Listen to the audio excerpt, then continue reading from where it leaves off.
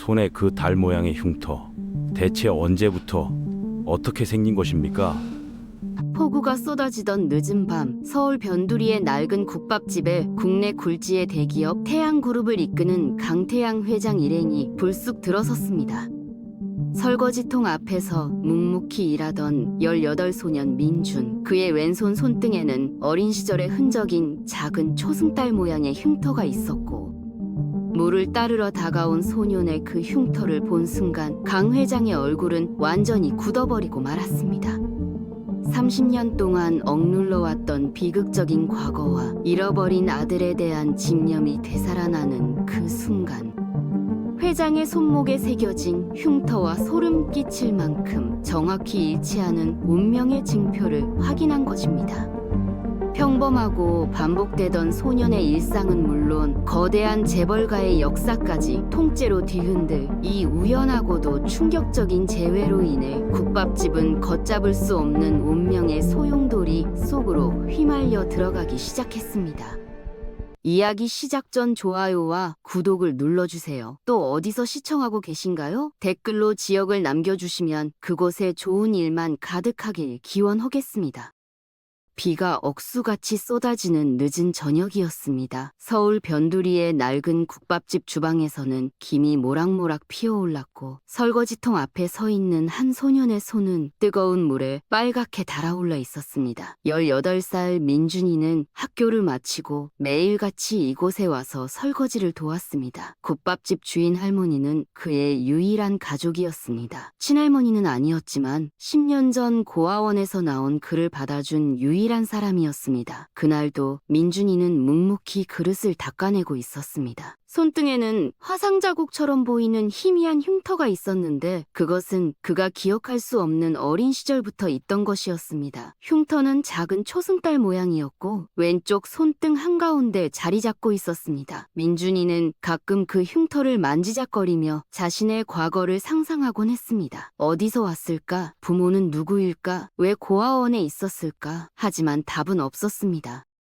국밥집은 동네에서 가장 오래된 가게였습니다. 할머니가 40년 넘게 운영해온 곳이었습니다. 벽지는 누렇게 발해 있었고 테이블은 낡아서 삐걱거렸지만 국밥맛만큼은 동네에서 최고였습니다. 매일 새벽 4시면 할머니는 일어나 뼈를 고기 시작했습니다. 오전 내내 끓여야 진한 국물이 우러났습니다. 민준이는 학교에서 돌아오면 할머니를 도왔습니다. 설거지를 하고 테이블을 닦고 때로는 배달도 나갔습니다. 그것이 그의 일상이었습니다. 평범하고 반복적이지만 나름 평화로운 삶이었습니다. 그날 저녁 손님은 많지 않았습니다. 비가 오면 사람들이 밖에 나오지 않았습니다. 할머니는 주방에서 국을 끓이고 있었고 민준이는 저녁 장사가 끝나면 닦아야 할 그릇들을 미리 정리하고 있었습니다. 시계는 밤 9시를 가리키고 있었습니다. 평소 같으면 곧 문을 닫을 시간이었습니다. 할머니도 나이가 많아서 일찍 쉬어야 했습니다. 민준이는 할머니가 무리하지 않았으면 좋겠다고 늘 생각했습니다. 80이 넘은 나이에도 매일 새벽부터 일어나 일하는 모습이 안쓰러웠습니다. 그때 국밥집 문이 열리며 한 무리의 사람들이 들어왔습니다. 가운데에는 70대로 보이는 노신사가 있었고 그 주변을 양복을 입은 사람들이 둘러싸고 있었습니다. 5명 정도였는데 모두 고급스러운 차림이었습니다. 비에 젖은 옷깃 설며 들어오는 그들의 모습은 이 낡은 국밥집과는 어울리지 않았습니다. 주방에서 설거지를 하던 민준이는 손님이 들어온 것을 알아챘지만 자신의 일을 계속했습니다. 할머니가 당황한 표정으로 손님들을 맞이했습니다. 이 동네에서는 보기 드문 차림새의 사람들이었습니다. 할머니는 서둘러 테이블을 닦고 물수건을 가져다 주었습니다. 노신사는 강태양 회장이었습니다. 국내 굴지의 대기업 태양그룹을 이끄는 인물이었죠. 건설, 전자, 금융까지 손대지 않은 분야가 없는 거대 기업의 총수였습니다. 그는 우연히 이 동네를 지나다가 어린 시절 어머니와 함께 먹던 국밥 생각이 나서 들어온 것이었습니다. 비서들은 다른 곳으로 가자고 했지만 그는 고집을 부렸습니다. 오래된 간판과 낡은 외관이 마음에 들었습니다. 화려한 레스토랑보다 이런 곳이 그리웠습니다. 젊은 시절 가난했던 시절 어머니 손을 잡고 국밥 한 그릇으로 배를 채우던 그 시절의 맛을 찾고 싶었습니다. 비서들은 불안한 표정으로 주변을 살폈습니다. 위생 상태가 괜찮은지, 혹시 회장님께 무례한 사람은 없는지. 하지만 강 회장은 편안한 표정으로 자리에 앉았습니다. 오히려 이런 분위기가 좋았습니다. 고급 호텔의 차가운 분위기보다 이렇게 사람 사는 냄새가 나는 곳이 마음을 편하게 했습니다. 할머니는 떨리는 손으로 국밥을 끓이기 시작했습니다. 평소보다 더 정성을 들였습니다. 손님들의 차림새를 보니 중요한 사람들 같았습니다. 잘못 대접하면 어쩌나 걱정이 되었습니다.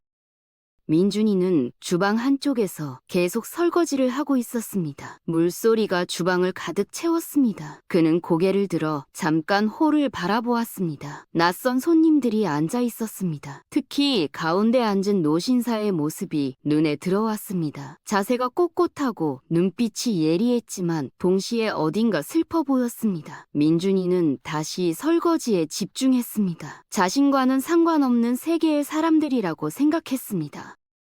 강 회장은 가게 안을 둘러보았습니다. 벽에는 오래된 달력이 걸려 있었고 구석에는 텔레비전이 희미하게 켜져 있었습니다. 모든 것이 낡았지만 깨끗했습니다. 주인의 정성이 느껴졌습니다. 그는 문득 주방 쪽을 바라보았습니다. 김이 자욱한 주방에서 한 소년이 묵묵히 일하는 모습이 보였습니다. 젊고 건강한 몸이었지만 움직임에서 피로가 느껴졌습니다. 학교 끝나고 일하러 온 것이 분명했습니다. 강 회장은 자신의 젊은 시절을 떠올렸습니다. 그도 저렇게 일하며 학교를 다녔습니다. 낮에는 공부하고 밤에는 일했습니다. 그렇게 악착같이 살아서 여기까지 왔습니다. 국밥이 나왔습니다. 하얀 김이 모락모락 피어올랐고 진한 국물 향이 코를 찔렀습니다. 강 회장은 한 숟가락 떠서 입에 넣었습니다. 예상보다 깊은 맛이었습니다. 오랜 시간 고아낸 국물의 진한 맛과 부드러운 고기가 입안에서 녹았습니다. 그는 천천히 국밥을 먹었습니다. 비서들도 놀란 표정으로 국밥을 먹었습니다. 생각보다 훨씬 맛있었습니다. 강 회장은 국밥을 먹으면서도 자꾸만 주방 쪽에 시선이 갔습니다. 소년의 뒷모습이 계속 신경 쓰였습니다. 왜인지는 몰랐습니다. 그저 마음이 끌렸습니다. 할머니는 주방과 홀을 오가며 분주했습니다. 물을 따르고 김치를 더 가져다주고 빈 그릇을 치웠습니다. 나이가 많아 움직임이 느렸지만 최선을 다했습니다. 강 회장은 할머니의 모습을 보며 자신의 어머니를 떠올렸습니다. 어머니도 이렇게 힘들게 일하셨습니다. 아버지가 일찍 돌아가신 후 혼자서 자식들을 키우셨습니다. 새벽부터 밤까지 쉬지 않고 일하셨습니다. 그 덕분에 자신이 공부할 수 있었고 사업을 시작할 수 있었습니다. 어머니는 자신이 성공한 모습을 보지 못하고 돌아가셨습니다. 그것이 평생의 한으로 남았습니다.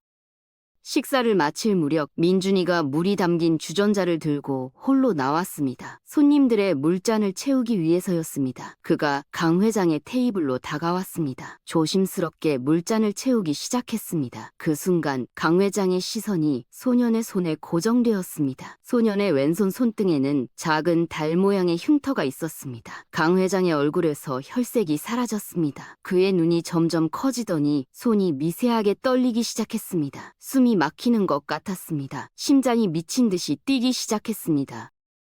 옆에 있던 비서가 이상함을 눈치채고 조심스럽게 물었습니다. 괜찮으시냐고, 어디 불편하신 곳이 있으시냐고. 하지만 회장은 대답하지 못했습니다. 그는 그저 소년의 손을 응시하고 있었습니다. 믿을 수 없었습니다. 그 흉터, 30년 동안 찾아 헤맸던 그 표시, 꿈에서도 잊지 못했던 그 달 모양의 흉터가 지금 눈앞에 있었습니다. 환상일까? 너무 오래 찾아서 이제는 모든 것이 그렇게 보이는 것일까? 강 회장은 눈을 감았다가 다시 떴습니다. 하지만 흉터는 여전히 거기 있었습니다.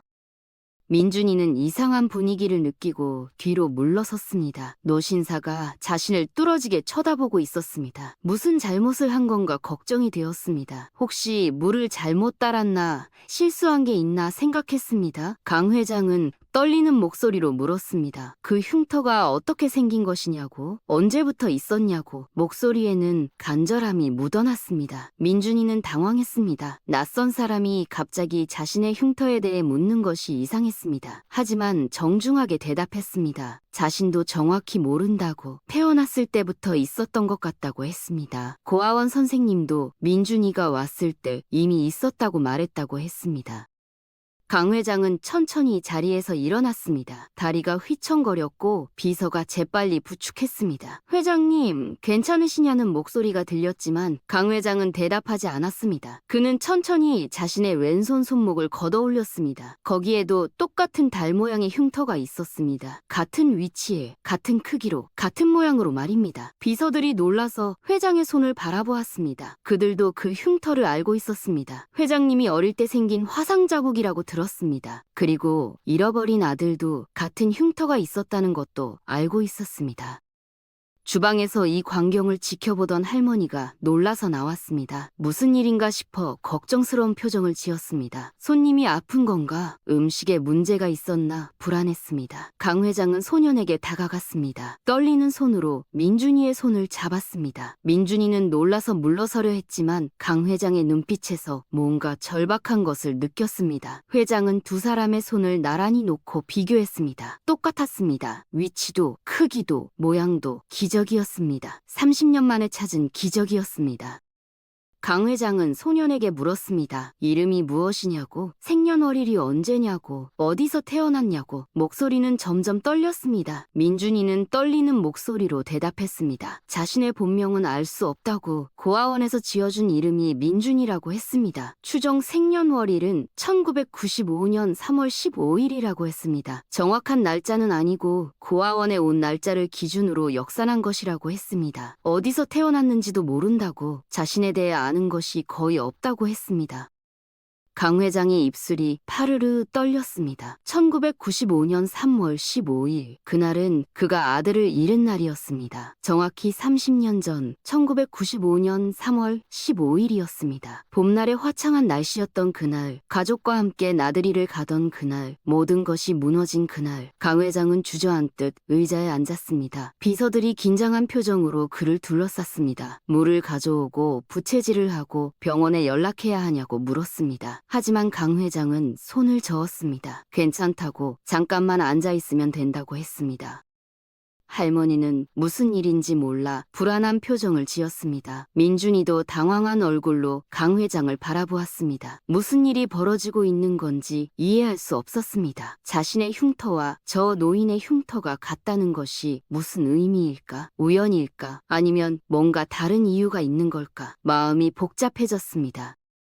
강 회장은 한참을 말없이 앉아있다가 천천히 입을 열었습니다. 30년 전 이야기를 시작했습니다. 목소리는 낮고 떨렸습니다. 그때 그는 40이 막 넘은 젊은 사업가였습니다. 회사는 막 성장하기 시작했고 매일이 바빴습니다. 새벽부터 밤늦게까지 일했습니다. 하지만 행복했습니다. 사랑하는 아내가 있었고 3살짜리 아들 지훈이가 있었습니다. 지훈이는 영리하고 밝은 아이였습니다. 아버지를 보면 까르르 웃으며 달려왔습니다. 강 회장은 바빴지만 주말만큼은 함께 보내려고 노력했습니다. 그해 봄은 유난히 따뜻했습니다. 3월 중순인데도 날씨가 화창했습니다. 강 회장은 오랜만에 하루를 비우고 가족과 함께 교회로 나들이를 가기로 했습니다. 아내가 도시락을 싸고 지훈이는 신이 나서 이것저것 챙겼습니다. 아이는 자동차 타는 것을 좋아했습니다. 창밖 풍경을 보며 이것저것 물어보곤 했습니다. 저게 뭐예요? 저건 뭐예요? 강 회장은 하나하나 대답해 주었습니다. 그런 시간이 행복했습니다. 차는 고속도로를 달렸습니다. 목적지는 경기도의 한 계곡이었습니다. 사람이 많지 않고 물이 맑은 곳이었습니다. 차 안에는 웃음소리가 가득했습니다. 라디오에서는 경쾌한 음악이 흘러나왔습니다. 모든 것이 완벽했습니다. 하지만 그 행복은 순식간에 끝났습니다. 커브길을 돌아서는 순간 맞은편에서 트럭이 중앙선을 넘어왔습니다. 트럭 운전사가 졸음운전을 하고 있었던 것입니다. 강 회장은 급브레이크를 밟았습니다. 하지만 늦었습니다. 트럭은 그대로 정면으로 충돌했습니다. 굉음과 함께 세상이 멈췄습니다. 유리가 깨지는 소리, 금속이 으스러지는 소리, 그리고 비명. 차는 도로 밖으로 밀려났습니다. 산비탈 아래로 구르기 시작했습니다. 한 바퀴, 두 바퀴, 세 바퀴. 강 회장은 의식을 잃었습니다. 마지막으로 들은 것은 아내와 아들의 비명이었습니다. 깨어났을 때 그는 병원에 있었습니다. 온몸이 아팠습니다. 갈비뼈가 부러지고 팔이 골절되고 머리에 심한 타박상을 입었습니다. 하지만 살아있었습니다. 처음 든 생각은 가족이었습니다. 아내는 지훈이는 어떻게 되었나? 의사가 조심스럽게 말했습니다. 아내도 살아있다고. 중환자실에 있지만 생명에는 지장이 없다고 했습니다. 강 회장은 안도했습니다. 하지만 곧 이상함을 느꼈습니다. 의사가 지훈이 이야기는 하지 않았습니다. 아들은 어디 있냐고 물었습니다. 의사는 대답하지 못했습니다. 간호사를 불러 경찰을 데려왔습니다. 경찰은 무거운 표정으로 말했습니다. 사고 현장에서 아이를 찾지 못했다고 했습니다. 차는 산 아래로 굴러떨어졌고 아내는 부부만 있었다고 했습니다. 뒷좌석에 있어야 할 아이가 보이지 않았다고 했습니다. 지금 수색대가 산과 계곡을 뒤지고 있다고 했습니다. 곧 찾을 것이라고 했습니다. 강 회장은 믿을 수 없었습니다. 아들이 사라졌다니 어떻게 그럴 수가 있나. 차가 구르는 과정에서 문이 열리고 아이가 튕겨나간 것이 분명했습니다. 산 어딘가에 있을 것입니다. 다쳤을지도 모릅니다. 혼자서 무서워하고 있을 것입니다. 빨리 찾아야 했습니다. 강 회장은 침대에서 일어나려 했지만 몸이 말을 듣지 않았습니다. 의사가 말렸습니다. 아직 움직이면 안 된다고. 경찰과 구조대가 최선을 다하고 있다고 했습니다. 사고 현장은 아수라장이었습니다. 경찰, 소방관, 구조대원 수백 명이 동원되었습니다. 산과 계곡을 샅샅이 뒤졌습니다. 헬기도 동원되었습니다. 수색견도 투입되었습니다. 하지만 지훈이는 나타나지 않았습니다. 첫날이 지나고 이틀이 지나고 3일이 지났습니다. 여전히 아무런 단서도 없었습니다. 마치 아이가 공기 중으로 사라진 것 같았습니다.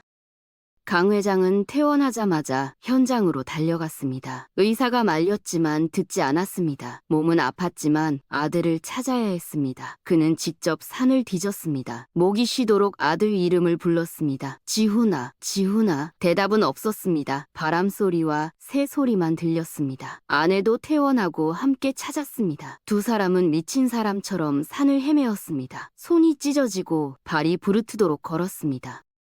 일주일이 지났습니다. 경찰은 수색 범위를 넓혔습니다. 인근 마을까지 조사했습니다. 혹시 누가 아이를 발견하고 데려갔을지도 모른다고 생각했습니다. 하지만 아무도 3살짜리 아이를 본 사람이 없었습니다. 2주일이 지났습니다. 한 달이 지났습니다. 수색은 계속되었지만 희망은 점점 사라져갔습니다. 경찰은 최악의 상황을 언급하기 시작했습니다. 아이가 계곡에 빠졌을 가능성, 산짐승에게 당했을 가능성. 강 회장은 그런 말을 들을 때마다 분노했습니다. 아들은 살아있다고 반드시 찾을 것이라고 외쳤습니다. 하지만 시간은 흘렀고 상황은 나아지지 않았습니다. 석 달이 지나자 공식적인 수색은 중단되었습니다. 경찰은 할 수 있는 일을 다 했다고 했습니다. 더 이상 찾을 곳이 없다고 했습니다. 강 회장은 사설 탐정을 고용했습니다. 여러 명을 동시에 고용해서 계속 찾게 했습니다. 전국의 고아원을 뒤졌습니다. 혹시 누군가 아이를 발견해서 고아원에 맡겼을지도 모른다고 생각했습니다. 하지만 그런 아이는 없었습니다. 아내는 점점 무너져갔습니다. 밤마다 악몽을 꾸었습니다. 지훈이가 어딘가에서 울고 있는 꿈이었습니다. 엄마를 찾으며 우는데 자신은 갈 수가 없었습니다. 그녀는 잠을 자지 못했습니다. 밥도 먹지 못했습니다. 체중이 급격히 줄었습니다. 의사는 정신과 치료가 필요하다고 했습니다. 결국 그녀는 입원했습니다. 몇 달 동안 병원에 있어야 했습니다. 퇴원에서도 예전의 밝은 모습은 돌아오지 않았습니다. 웃음을 잃었고 말이 없어졌습니다. 그저 창밖을 바라보며 하루를 보냈습니다. 강 회장도 고통스러웠지만 무너질 수 없었습니다. 회사를 이끌어야 했고 아내를 돌봐야 했고 아들을 계속 찾아야 했습니다. 그는 일에 더욱 매달렸습니다. 일할 때만 고통을 잊을 수 있었습니다. 회사는 성장했습니다. 작은 건설사에서 대기업으로 커졌습니다. 하지만 성공할수록 공허함도 커졌습니다. 이 모든 것이 무슨 의미가 있나? 아들이 없는데, 가족이 무너졌는데, 세월이 흘렀습니다. 5년, 10년, 20년. 아내는 점점 약해졌습니다. 심장이 나빠졌습니다. 스트레스와 슬픔이 몸을 망가뜨렸습니다. 의사는 조심해야 한다고 경고했습니다. 하지만 아내는 살 의욕을 잃은 것 같았습니다. 아들을 못 찾은 죄책감에 시달렸습니다. 자신이 더 잘 지켰어야 했다고, 자신의 잘못이라고 반복했습니다. 강 회장이 아니라고, 사고였다고 말해도 듣지 않았습니다. 25년이 지난 어느 겨울날 밤 아내가 강 회장을 불렀습니다. 침대에 누워있던 그녀는 몹시 약해 보였습니다. 남편의 손을 잡고 말했습니다. 지훈이를 찾아달라고, 제발 꼭 찾아달라고. 그게 마지막 부탁이라고 했습니다. 강 회장은 눈물을 흘리며 약속했습니다. 반드시 찾겠다고, 어떻게든 찾겠다고. 아내는 미소 지었습니다. 그리고 눈을 감았습니다. 다시는 뜨지 않았습니다.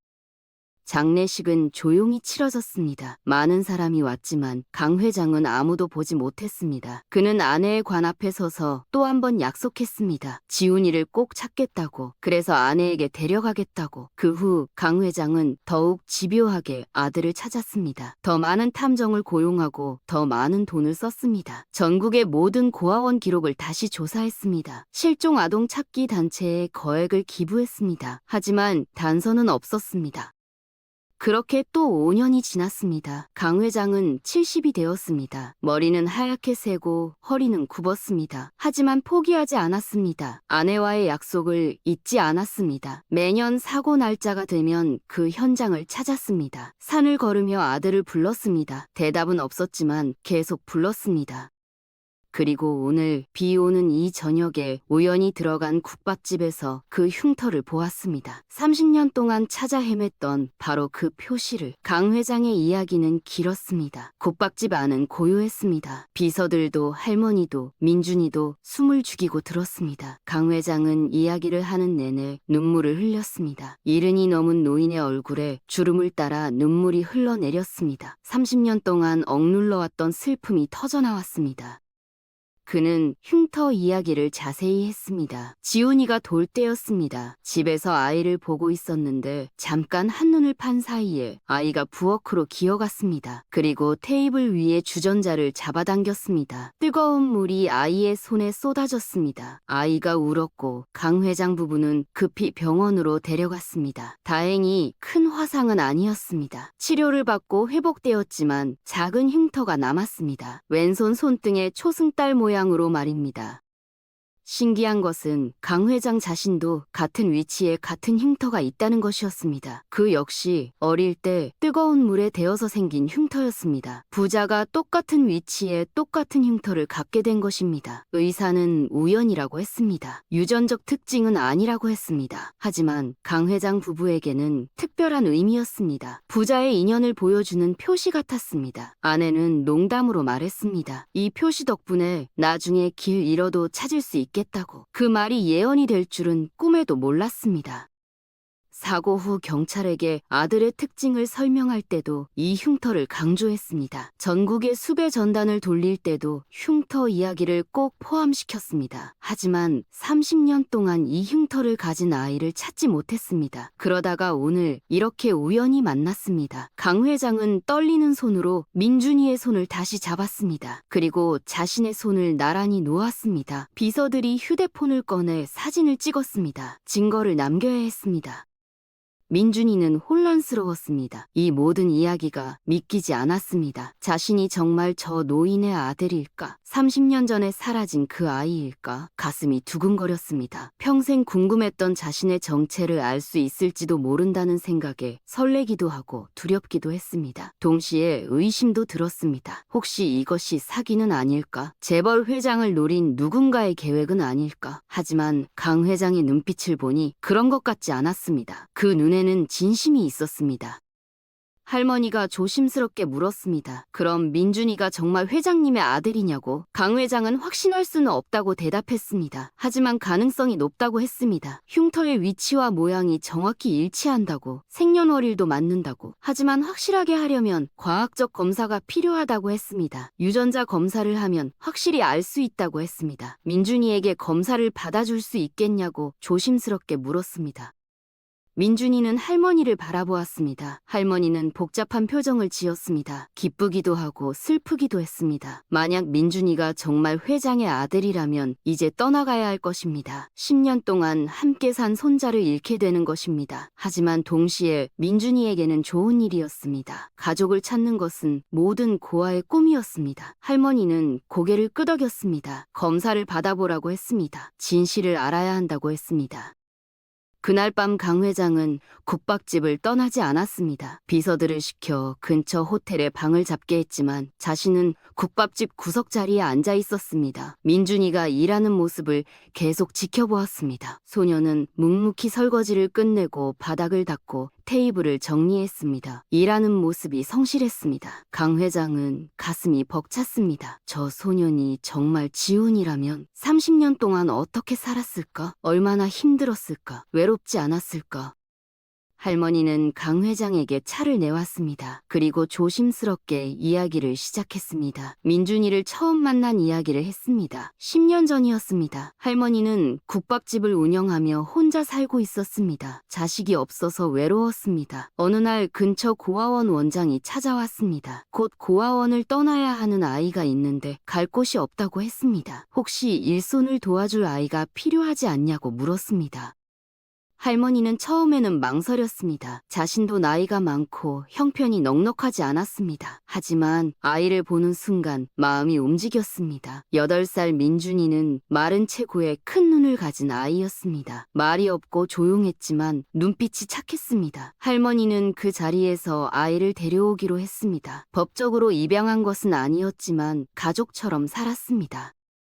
민준이는 고마운 아이였습니다. 투정 한번 부리지 않았습니다. 할머니가 시키지 않아도 스스로 일을 찾아서 했습니다. 설거지를 하고 청소를 하고 심부름을 갔습니다. 학교도 열심히 다녔습니다. 성적이 좋았습니다. 선생님들이 칭찬했습니다. 이 아이는 크면 훌륭한 사람이 될 것이라고 했습니다. 할머니는 자랑스러웠습니다. 자식은 없었지만 손자를 얻은 것 같았습니다.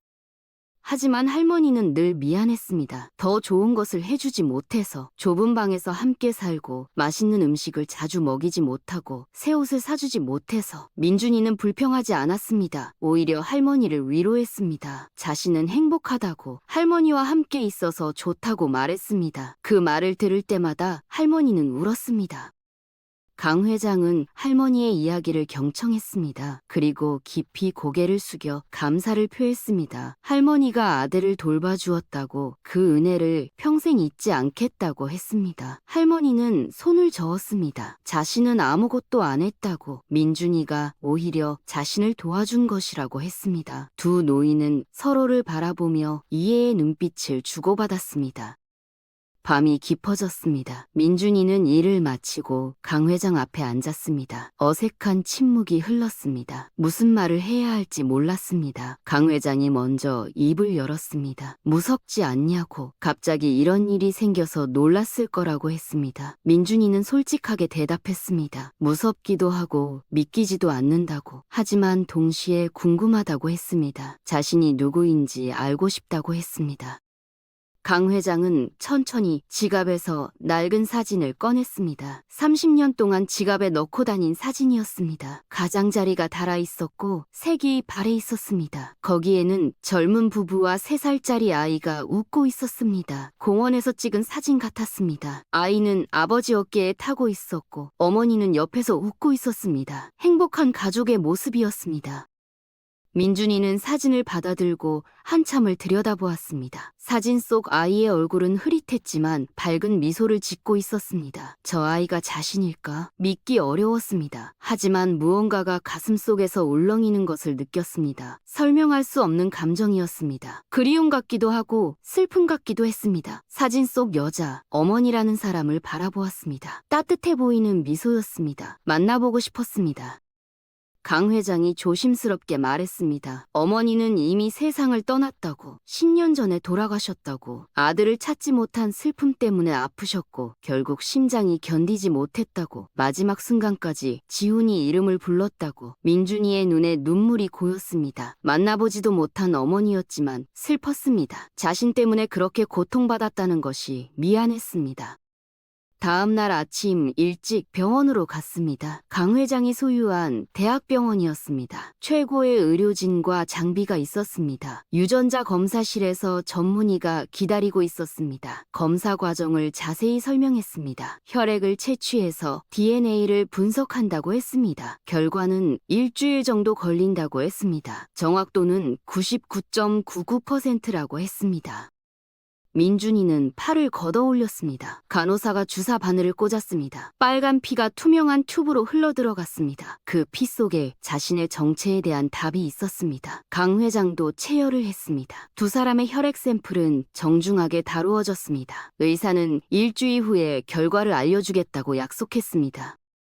병원을 나오며 강 회장이 물었습니다. 배고프지 않냐고? 아침을 먹었냐고? 민준이는 아직이라고 대답했습니다. 강 회장은 근처 식당으로 안내했습니다. 고급 레스토랑이 아니라 평범한 백반집이었습니다. 두 사람은 마주 앉아 식사를 했습니다. 어색했지만 조금씩 대화를 나눴습니다. 강 회장은 회사 이야기를 했습니다. 어떻게 시작했는지, 어떤 어려움이 있었는지, 민준이는 학교 이야기를 했습니다. 공부하는 것을 좋아한다고, 특히 법학에 관심이 있다고 했습니다.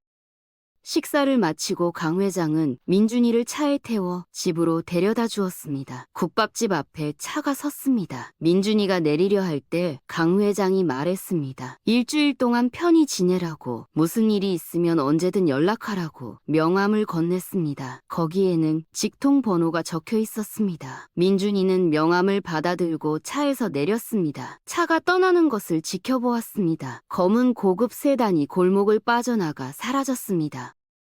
그 일주일은 민준이에게 가장 긴 시간이었습니다. 학교에 가도 집중이 되지 않았습니다. 선생님의 말이 귀에 들어오지 않았습니다. 친구들이 말을 걸어도 제대로 대답하지 못했습니다. 머릿속은 온통 그 일로 가득했습니다. 자신이 정말 재벌 회장의 아들일까? 만약 그렇다면 삶이 완전히 바뀔 것입니다. 고아에서 재벌가의 아들로 상상할 수 없는 변화였습니다. 하지만 동시에 두려움도 있었습니다. 새로운 삶에 적응할 수 있을까? 저 화려한 세계에 자신이 어울릴까? 그리고 무엇보다 할머니와 헤어져야 할까? 10년 동안 함께 산 할머니를 두고 떠날 수 있을까? 그 생각을 하면 가슴이 아팠습니다. 할머니는 민준이의 고민을 알고 있었습니다. 하지만 아무 말도 하지 않았습니다. 그저 평소처럼 국밥을 끓이고 설거지를 하고 민준이를 따뜻하게 대했습니다. 강 회장도 긴 일주일을 보냈습니다. 회사 일을 거의 돌보지 않았습니다. 중요한 회의도 취소했습니다. 비서들이 걱정했지만 강 회장은 신경 쓰지 않았습니다. 지금은 회사보다 더 중요한 일이 있었습니다. 그는 매일 국밥집 근처를 서성였습니다. 멀리서 민준이가 학교 가는 모습을 지켜보았습니다. 저녁에는 국밥집에 들러 국밥을 먹으며 민준이가 일하는 모습을 보았습니다. 말은 많이 하지 않았습니다. 그저 같은 공간에 있는 것만으로도 위안이 되었습니다. 비서들은 이해할 수 없었습니다. 회장님이 이렇게 행동하는 것을 처음 보았습니다. 평소 냉철하고 이성적이던 분이 감정적으로 변했습니다. 하지만 오래 모신 수석 비서는 이해했습니다. 30년 동안 회장님이 얼마나 고통받았는지 알고 있었습니다. 매년 사고 날짜가 되면 현장을 찾는 모습을 보았습니다. 깊은 밤 혼자 서재에 앉아 아들 사진을 보며 우는 모습도 보았습니다. 이제 그 고통이 끝날지도 모릅니다. 수석 비서는 조용히 회장을 지원했습니다. 일주일이 지났습니다. 병원에서 연락이 왔습니다. 검사 결과가 나왔다고 했습니다. 강 회장은 즉시 민준이에게 전화했습니다. 민준이는 학교에 있었습니다. 전화를 받고 손이 떨렸습니다. 드디어 알게 되는 것입니다. 자신이 누구인지 선생님에게 양해를 구하고 조퇴했습니다. 할머니에게도 연락했습니다. 할머니도 함께 가고 싶다고 했습니다. 병원 앞에서 만났습니다. 강 회장과 민준이 그리고 할머니 세 사람은 말없이 서로를 바라보았습니다. 강 회장이 먼저 걸음을 옮겼습니다. 유전자 검사실로 향했습니다. 복도가 길게 느껴졌습니다. 발걸음이 무거웠습니다. 드디어 진료실 문 앞에 섰습니다. 강 회장이 문을 열었습니다. 의사가 세 사람을 맞이했습니다. 앉으라고 권했습니다. 책상 위에는 서류 봉투가 놓여 있었습니다. 그 안에 답이 들어 있었습니다. 의사는 진지한 표정으로 말을 시작했습니다. 검사는 정확하게 진행되었다고, 최신 장비로 여러 번 확인했다고, 결과에 대해서는 의심의 여지가 없다고 했습니다. 강 회장의 심장이 빠르게 뛰었습니다. 귀가 울렸습니다. 의사의 다음 말이 들리지 않을까 두려웠습니다. 민준이도 긴장해서 주먹을 꽉 쥐고 있었습니다. 손톱이 손바닥에 박혔습니다. 할머니는 두 손을 모아 기도하듯 했습니다. 의사가 봉투를 열었습니다. 서류를 꺼내 펼쳤습니다. 그리고 천천히 명확하게 말했습니다. 유전자 검사 결과 두 분은 친자 관계가 확실하다고. DNA 일치율이 97.99%라고. 강태양 회장과 민준 씨는 부자가 맞다고 했습니다.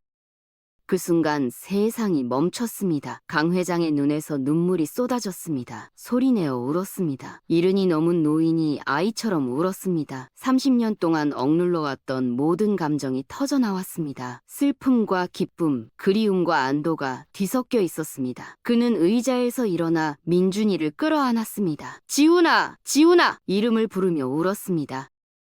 민준이도 울었습니다. 자신도 모르게 눈물이 흘러내렸습니다. 가슴속 깊은 곳에서 무언가가 터지는 것 같았습니다. 평생 비어있던 곳이 채워지는 느낌이었습니다. 그는 강 회장의 품에 안겼습니다. 낯선 사람이었지만 동시에 낯설지 않았습니다. 몸이 기억하는 것 같았습니다. 이 품의 온기를, 이 사람의 심장 소리를.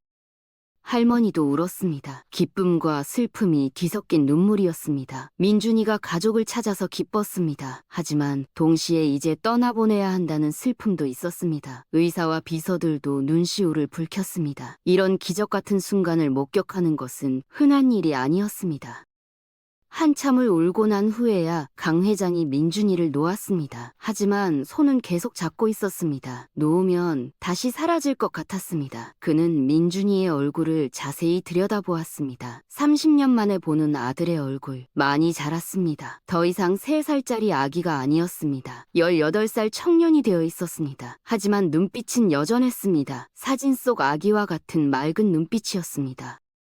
의사는 축하한다고 말했습니다. 그리고 조심스럽게 덧붙였습니다. 이제부터가 중요하다고. 30년 동안 헤어져 있었으니 서로를 알아가는 시간이 필요하다고. 천천히 관계를 회복해야 한다고 조언했습니다. 강 회장은 고개를 끄덕였습니다. 알고 있다고 대답했습니다. 급하게 서두르지 않겠다고 약속했습니다.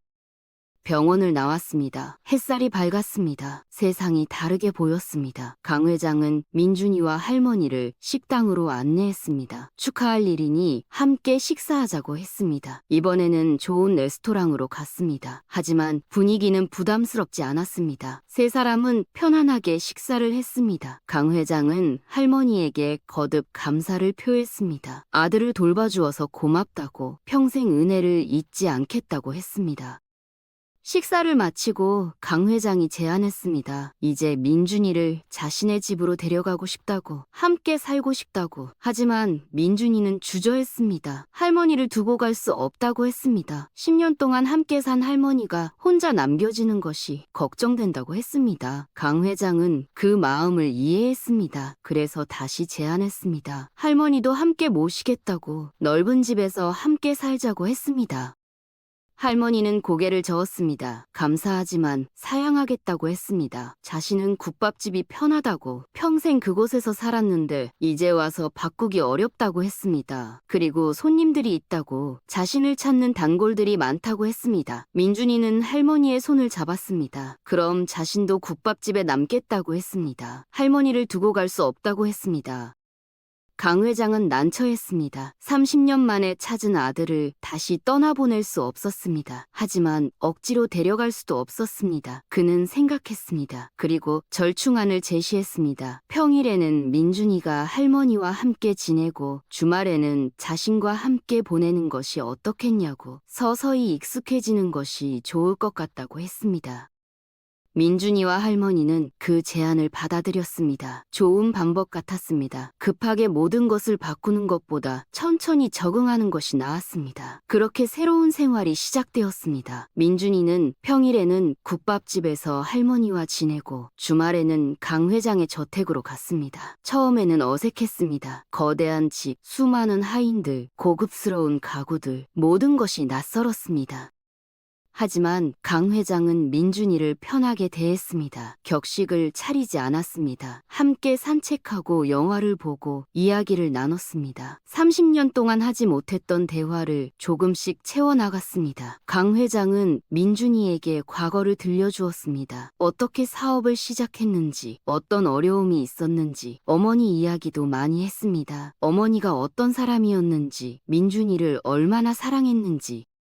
민준이는 그 이야기를 들으며 만나보지 못한 어머니를 그려보았습니다. 따뜻하고 자상한 사람이었던 것 같았습니다. 자신을 얼마나 찾고 싶어 했을까, 얼마나 그리워했을까 생각하면 가슴이 아팠습니다. 강 회장은 아내의 묘지로 민준이를 데려갔습니다. 서울 외곽의 조용한 묘지였습니다. 잘 가꾸어진 잔디 위에 단정한 묘비가 서 있었습니다.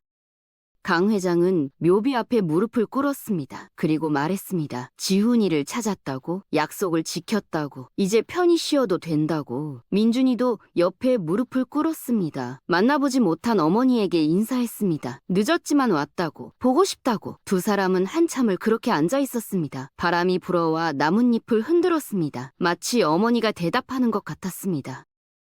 그날 이후 민준이는 매주 어머니 묘지를 찾았습니다. 꽃을 가져가고 묘지를 청소하고 학교에서 있었던 일을 이야기했습니다. 대답은 없었지만 마음이 편안해졌습니다. 어머니가 어딘가에서 자신을 지켜보고 있을 것 같았습니다. 하지만 모든 것이 순조롭지만은 않았습니다. 언론이 이 이야기를 알게 되었습니다. 재벌 회장이 30년 만에 잃어버린 아들을 찾았다는 소식은 큰 화제가 되었습니다. 기자들이 몰려들었습니다. 국밥집 앞에 카메라가 진을 쳤습니다. 민준이의 학교에도 기자들이 나타났습니다. 사생활이 침해당했습니다. 민준이는 힘들어했습니다. 강 회장은 법적 조치를 취했습니다. 변호사들을 동원해서 과도한 취재를 막았습니다. 그리고 기자회견을 열었습니다. 공식적으로 입장을 발표하면 언론이 조금 잠잠해질 것이라고 생각했습니다. 기자회견장은 기자들로 가득 찼습니다. 수백 개의 카메라가 플래시를 터뜨렸습니다. 강 회장은 단상에 섰습니다. 떨리는 목소리로 말했습니다. 30년 만에 아들을 찾았다고, 과학적 검사로 확인되었다고. 하지만 아들을 아직 어리고 적응이 필요하니 배려해달라고 부탁했습니다. 기자들은 질문을 쏟아냈습니다. 어떻게 찾았냐? 어디서 살았냐? 회사 경영권은 어떻게 되냐? 강 회장은 최소한의 답변만 했습니다. 더 자세한 것은 말하지 않았습니다. 민준이는 기자회견에 참석하지 않았습니다. 아직 준비가 되지 않았기 때문입니다. 그는 집에서 텔레비전으로 중계를 보았습니다. 할머니와 함께 앉아서 아버지가 말하는 것을 들었습니다. 아버지는 자신을 보호하려고 애쓰고 있었습니다. 고마웠습니다.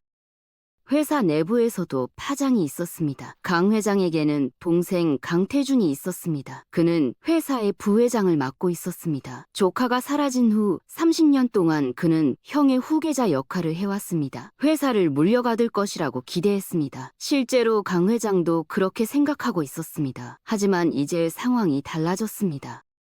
강태준은 복잡한 심정이었습니다. 조카를 찾은 것은 기쁜 일이었습니다. 형이 오랜 고통에서 벗어나는 것을 보고 싶었습니다. 하지만 동시에 불안했습니다. 자신의 위치가 어떻게 될까? 회사에서의 역할은, 이런 생각을 하는 자신이 이기적으로 느껴져서 괴로웠습니다.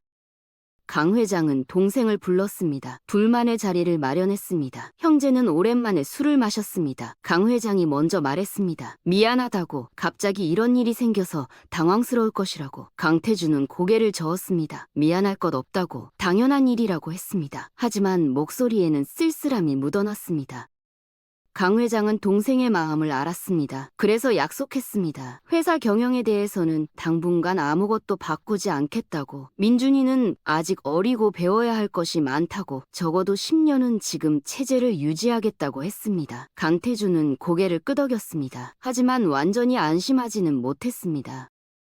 얼마 후 이사회가 열렸습니다. 강 회장은 이사들에게 상황을 설명했습니다. 아들을 찾았다고, 하지만 당장 경영에 참여시키지는 않겠다고, 천천히 준비시킬 것이라고 했습니다. 이사들은 다양한 반응을 보였습니다. 어떤 이들은 축하했고, 어떤 이들은 우려를 표했습니다. 검증되지 않은 젊은이에게 회사를 맡길 수 있냐는 의견도 있었습니다.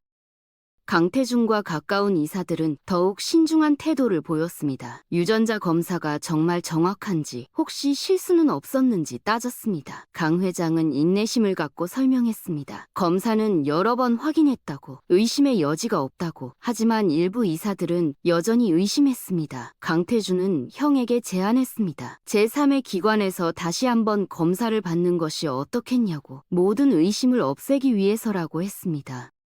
강 회장은 화가 났습니다. 동생이 자신을 믿지 못한다는 것이 서운했습니다. 하지만 민준이는 받아들였습니다. 다시 검사를 받겠다고 했습니다. 의심을 완전히 없애는 것이 좋다고 생각했습니다. 그래서 국립과학수사연구원에서 재검사를 받았습니다. 공정하고 객관적인 기관이었습니다. 일주일 후 결과가 나왔습니다. 똑같았습니다. 친자 관계가 확실했습니다. 이사회에 결과가 보고되었습니다. 더 이상 의심할 여지가 없었습니다. 강태준도 인정할 수밖에 없었습니다. 하지만 그의 마음속에는 여전히 불안이 남아 있었습니다. 조카가 회사를 물려받으면 자신의 위치는 어떻게 될까? 그는 민준이를 경계하기 시작했습니다.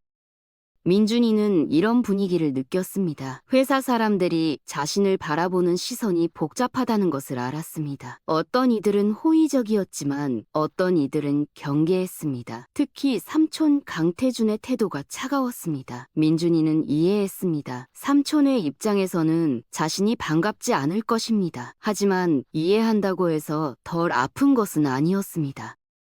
학교 생활도 변했습니다. 친구들이 민준이를 다르게 대하기 시작했습니다. 어떤 친구들은 갑자기 친해지려 했고 어떤 친구들은 거리를 두었습니다. 순수한 우정을 나누기 어려워졌습니다. 민준이는 외로웠습니다. 선생님들도 태도가 달라졌습니다. 더 친절해졌지만 동시에 더 조심스러워졌습니다. 평범한 학생으로 대하지 않았습니다.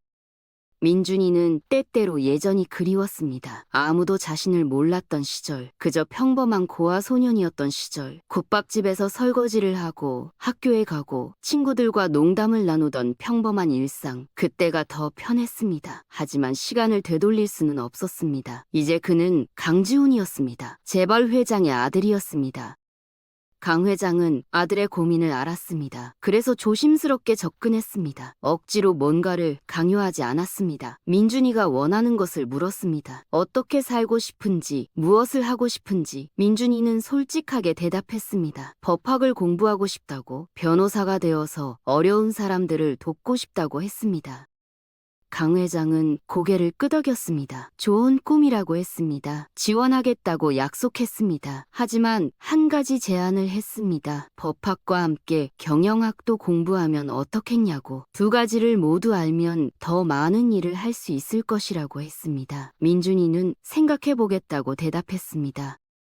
그 후 민준이는 많은 고민을 했습니다. 자신이 정말 원하는 것이 무엇인지 생각했습니다. 법학을 공부하고 싶은 것은 확실했습니다. 하지만 아버지가 평생 키운 회사도 소중했습니다. 수만 명의 직원이 그 회사에서 일하고 있었습니다. 그들의 생계가 걸려 있었습니다. 자신이 그 책임을 져야 할까? 할 수 있을까?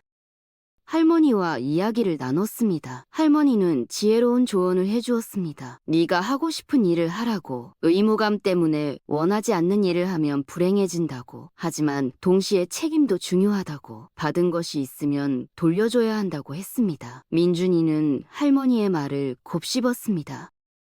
결국 결론을 내렸습니다. 두 가지를 모두 하기로 했습니다. 법학과 경영학을 함께 공부하기로 했습니다. 쉽지 않겠지만 노력하면 할 수 있을 것 같았습니다. 강 회장에게 말했습니다. 아버지는 기뻐했습니다. 아들의 결정을 존중했습니다. 하지만 조건을 달았습니다. 대학 생활을 제대로 즐기라고, 공부만 하지 말고 친구도 사귀고 동아리 활동도 하고 연애도 하라고 했습니다. 민준이는 웃었습니다. 약속하겠다고 했습니다. 그해 가을, 민준이는 명문대학에 합격했습니다. 법학과 경영학을 복수 전공하기로 했습니다. 입학식 날, 강 회장과 할머니가 함께 왔습니다. 두 사람은 민준이를 자랑스럽게 바라보았습니다. 민준이는 새로운 삶을 시작했습니다.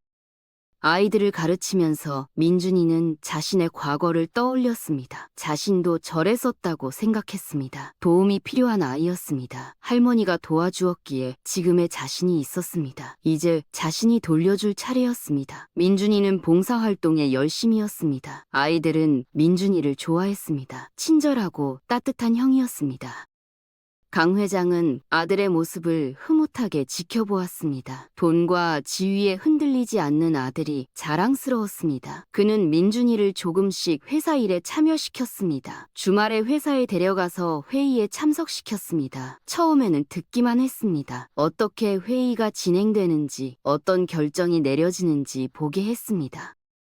민준이는 빠르게 배웠습니다. 똑똑했고 이해력이 좋았습니다. 질문을 많이 했습니다. 왜 그런 결정을 내렸는지, 다른 선택지는 없었는지 물었습니다. 강 회장은 하나하나 설명해 주었습니다. 임원들도 점차 민준이에게 익숙해졌습니다. 처음에는 조심스러웠지만 나중에는 편하게 대했습니다. 하지만 강태준은 여전히 경계했습니다. 조카가 회의에 나타날 때마다 불편했습니다. 조카는 날카로운 질문을 했습니다. 기존의 방식에 의문을 제기했습니다. 젊은이의 시각으로 새로운 아이디어를 제시했습니다. 어떤 때는 타당했습니다. 강태준은 위협을 느꼈습니다. 어느 이사회에서 갈등이 불거졌습니다. 민준이가 제안한 사업 방향을 놓고 의견이 갈렸습니다. 민준이는 친환경 사업에 투자하자고 제안했습니다. 미래를 생각하면 필요한 투자라고 주장했습니다. 하지만 강태준은 반대했습니다. 수익성이 낮다고 지적했습니다. 검증되지 않은 분야에 큰 돈을 투자하는 것은 위험하다고 했습니다. 두 사람의 의견은 첨예하게 대립했습니다. 이사들도 둘로 나뉘었습니다. 젊은 이사들은 민준이를 지지했고 나이든 이사들은 강태준 편이었습니다. 강 회장은 조용히 지켜보았습니다. 결국 그가 결정을 내렸습니다. 민준이의 제안을 받아들이되 규모를 줄이자고 했습니다. 작게 시작해서 성과를 보고 확대하자는 것이었습니다. 민준이도 강태준도 완전히 만족하지는 못했지만 받아들였습니다. 회의가 끝나고 강 회장은 두 사람을 따로 불렀습니다. 함께 저녁을 먹자고 했습니다. 식사 자리에서 강 회장은 말했습니다. 서로 존중해야 한다고, 민준이는 삼촌에게서 배워야 한다고, 경험과 지혜가 있다고 했습니다. 강태준에게도 말했습니다. 조카의 의견도 들어야 한다고, 젊은 시각이 필요하다고 했습니다. 두 사람은 고개를 끄덕였습니다. 하지만 마음속 갈등은 쉽게 해결되지 않았습니다. 시간이 필요했습니다. 서서히 서로를 이해하고 인정하는 과정이 필요했습니다. 강 회장은 그것을 알고 있었습니다. 그래서 급하게 서두르지 않았습니다. 천천히 가기로 했습니다. 계절이 바뀌었습니다. 민준이의 대학 생활도 깊어졌습니다. 2년생이 되었습니다. 학교에도 적응하고 친구도 많이 사귀었습니다. 그중에는 진짜 친구도 있었습니다. 민준이의 배경을 알고도 변함없이 대해주는 친구들이었습니다. 그들과 함께 있을 때 민준이는 평범한 대학생이 될 수 있었습니다. 돈 이야기, 회사 이야기는 하지 않았습니다. 그저 시험 이야기, 연애 이야기, 미래 꿈 이야기를 나눴습니다. 그해 봄, 민준이는 한 여학생을 만났습니다. 같은 봉사동아리 소속이었습니다. 이름은 수진이었습니다. 사회복지학과 학생이었고 따뜻한 미소를 가진 사람이었습니다. 처음 만났을 때부터 민준이는 그녀에게 끌렸습니다. 아이들을 대하는 모습이 인상적이었습니다. 진심으로 아이들을 아끼고 사랑했습니다. 민준이와 비슷한 마음을 가진 사람 같았습니다. 두 사람은 자연스럽게 가까워졌습니다. 봉사활동을 함께하고 식사를 함께하고 산책을 했습니다. 수지는 민준이의 배경을 알고 있었지만 신경 쓰지 않았습니다. 그녀는 평범한 집안 출신이었습니다. 아버지는 작은 회사에 다니고 어머니는 주부였습니다. 넉넉하지는 않았지만 따뜻한 가정이었습니다. 수지는 민준이를 있는 그대로 봤습니다. 재벌가의 아들이 아니라 한 사람의 민준이로 대했습니다. 민준이는 그런 수진이 좋았습니다. 그녀 앞에서는 가면을 벗을 수 있었습니다. 자신의 고민을 털어놓을 수 있었습니다. 회사 일로 스트레스 받는 것, 삼촌과의 갈등, 새로운 삶에 적응하는 어려움. 수진은 조용히 들어주었습니다. 그리고 따뜻하게 위로해 주었습니다. 괜찮다고, 천천히 가면 된다고 말해 주었습니다. 여름이 되었을 때 민준이는 수진에게 고백했습니다. 좋아한다고, 사귀고 싶다고 말했습니다. 수진은 잠시 고민했습니다. 민준이를 좋아하는 것은 확실했습니다. 하지만 그의 배경이 부담스러웠습니다. 자신 같은 평범한 사람이 그의 곁에 있어도 될까? 민준이는 수진의 손을 잡았습니다. 그런 것은 중요하지 않다고, 자신에게 중요한 것은 수진이라는 사람 그 자체라고 말했습니다. 수진은 웃으며 고개를 끄덕였습니다. 두 사람은 연인이 되었습니다. 민준이는 수진을 강 회장에게 소개했습니다. 처음에는 긴장했습니다. 아버지가 어떻게 생각할까 걱정되었습니다. 하지만 강 회장은 수잔을 따뜻하게 맞아주었습니다. 식사를 함께하며 이야기를 나눴습니다. 강 회장은 수진의 인품을 알아보았습니다. 진실하고 따뜻한 사람이었습니다. 아들이 좋은 사람을 만났다고 생각했습니다. 할머니에게도 소개했습니다. 할머니는 수진이 마음에 들었습니다. 예의 바르고 착한 아이였습니다. 국밥집에 와서 일을 도와주기도 했습니다. 설거지를 하고 테이블을 닦고 손님을 응대했습니다. 할머니는 수진을 며느리처럼 생각했습니다. 민준이가 행복해 보여서 기뻤습니다. 시간이 흘렀습니다. 민준이는 3년생이 되었습니다. 학업과 회사 일을 병행하느라 바빴지만 충실한 날들이었습니다. 성적도 우수했습니다. 장학금을 계속 받았습니다. 회사 일도 점차 익숙해졌습니다. 여름방학에는 인턴으로 회사에서 일했습니다. 여러 부서를 돌아다니며 실무를 배웠습니다. 현장에도 나갔습니다. 건설 현장을 방문하고 공장에서 일하고 영업팀과 함께 고객을 만났습니다. 직원들은 민준이를 조금씩 인정하기 시작했습니다. 처음에는 회장의 아들이라서 조심스러웠지만 함께 일해보니 성실하고 능력 있는 사람이었습니다. 특혜를 요구하지 않았습니다. 다른 인턴들과 똑같이 일했습니다. 때로는 더 많이 일했습니다. 야근도 마다하지 않았습니다. 점심은 직원 식당에서 다른 사람들과 함께 먹었습니다. 대화도 나누고 농담도 주고받았습니다. 강태준도 조카의 변화를 지켜보았습니다. 처음 생각과 달리 민준이는 교만하지 않았습니다. 겸손하고 성실했습니다. 배우려는 자세가 있었습니다. 강태준의 마음이 조금씩 녹았습니다. 어느 날 그는 민준이를 불렀습니다. 점심을 함께 먹자고 했습니다. 둘만의 자리였습니다.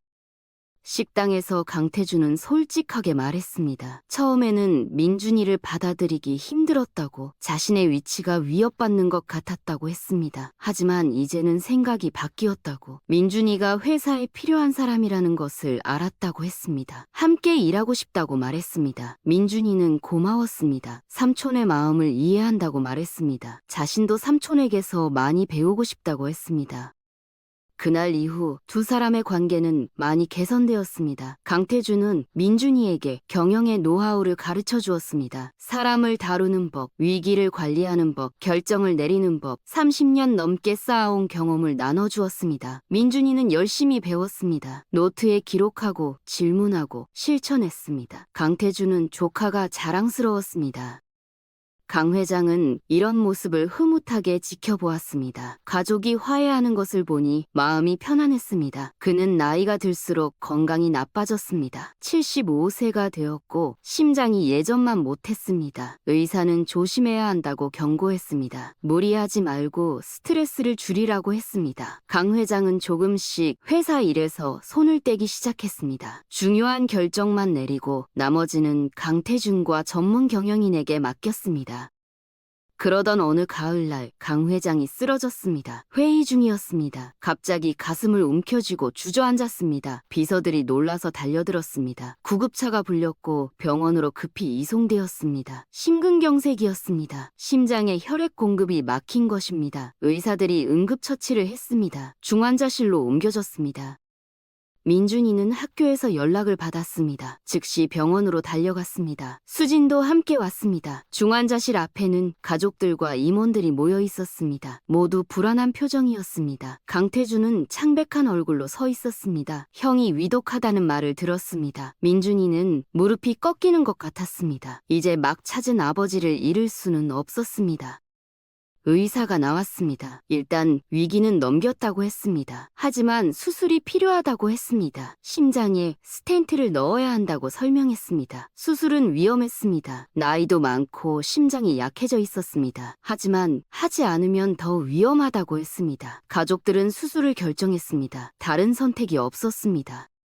수술 전날 밤 민준이는 중환자실로 들어갔습니다. 면회 시간이 짧았습니다. 10분만 허락되었습니다. 강 회장은 침대에 누워 있었습니다. 온몸에 선이 연결되어 있었습니다. 기계 소리가 규칙적으로 울렸습니다. 회장은 눈을 뜨고 있었습니다. 민준이를 보고 미소를 지었습니다. 약한 미소였지만 따뜻했습니다.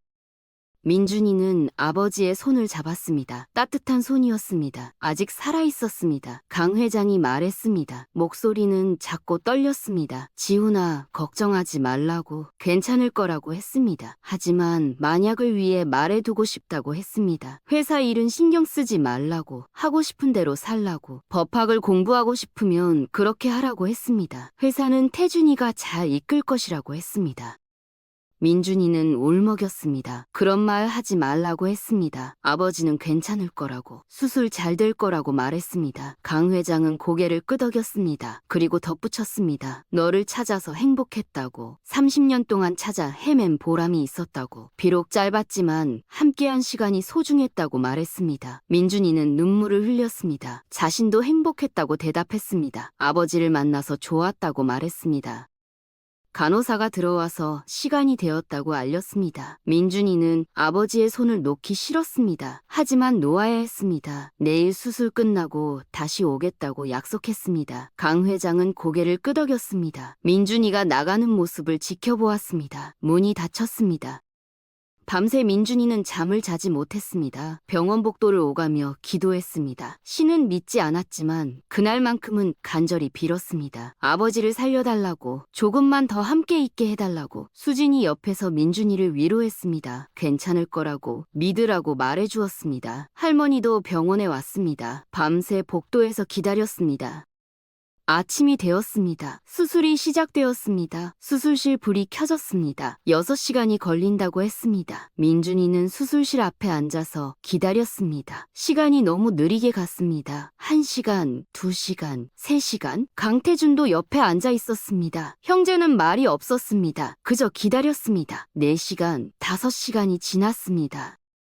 6시간이 조금 넘었을 때 수술실 불이 꺼졌습니다. 문이 열렸습니다. 의사가 나왔습니다. 마스크를 벗으며 말했습니다. 수술은 성공적이었다고, 스텐트를 잘 넣었다고 했습니다. 하지만 아직 안심할 수는 없다고, 앞으로 며칠이 중요하다고 했습니다. 합병증이 생기지 않도록 잘 관리해야 한다고 설명했습니다. 민준이는 안도의 한숨을 쉬었습니다. 무릎에 힘이 풀렸습니다. 수진이 부축해 주었습니다. 강태준도 의자에 주저앉았습니다. 긴장이 풀리면서 눈물이 났습니다. 형이 살았습니다. 아직 위험이 완전히 지나간 것은 아니지만 일단 고비는 넘겼습니다. 강 회장은 중환자실에서 며칠을 보냈습니다. 점차 회복되었습니다. 일주일 후 일반 병실로 옮겼습니다. 민준이는 매일 병원을 찾았습니다. 학교를 쉬고 아버지를 간호했습니다. 침대 옆에 앉아서 책을 읽어주었습니다. 음악을 들려주었습니다. 창밖 풍경을 설명해 주었습니다. 오늘은 날씨가 좋다고, 나뭇잎이 빨갛게 물들었다고, 새들이 날아간다고 말해 주었습니다.